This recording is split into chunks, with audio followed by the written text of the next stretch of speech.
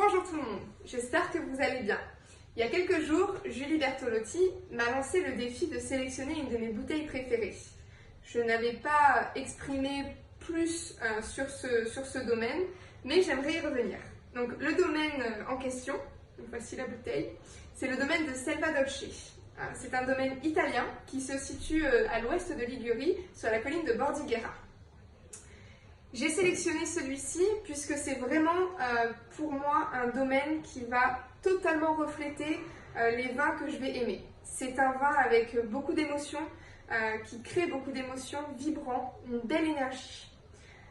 Je pourrais vous en parler en long, en travers, en large, mais c'est pas vraiment l'intérêt. Je vous invite vraiment à le goûter. En revanche, un point sur lequel je voulais vraiment revenir, c'était le vigneron, l'homme qui se cachait derrière ce vin. Harris Blancardi. Alors, ce monsieur n'était pas du tout prédestiné à la base à être vigneron, pas du tout. Il avait un diplôme en médecine vétérinaire, donc on est vraiment aux antipodes de ce qu'on peut faire dans le milieu du vin. Mais il s'est vu léguer une ferme florale dans cette région.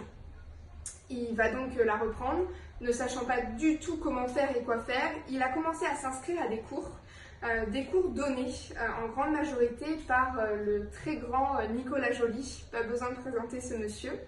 Il a donc eu cette passion de la biodynamie et il s'est dit c'est vraiment ce que je veux faire dans mon domaine et ce que je veux appliquer comme enseignement à ma vie. Selon moi, ça fonctionne à 1000%.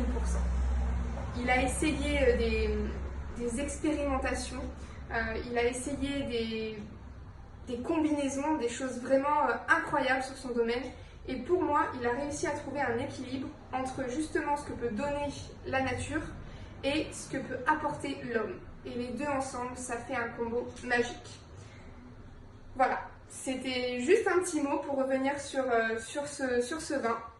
Là, la cuvée en question, c'est une cuvée qui s'appelle VB1. Un petit peu particulier comme nom, certes. C'est un 100% Vermentino. On a un bâtonnage sur lit qui est assez long. On a aussi un passage en fût et un vieillissement en bouteille. Donc c'est un vin qui va être quand même structuré avec une belle bouche, une grande longueur en bouche aussi.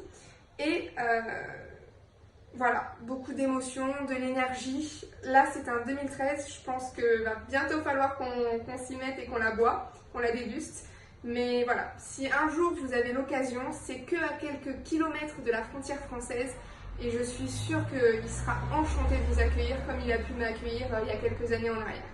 Donc voilà, c'est un post, j'espère que vous allez apprécier et puis j'espère que ce sera une jolie découverte pour vous.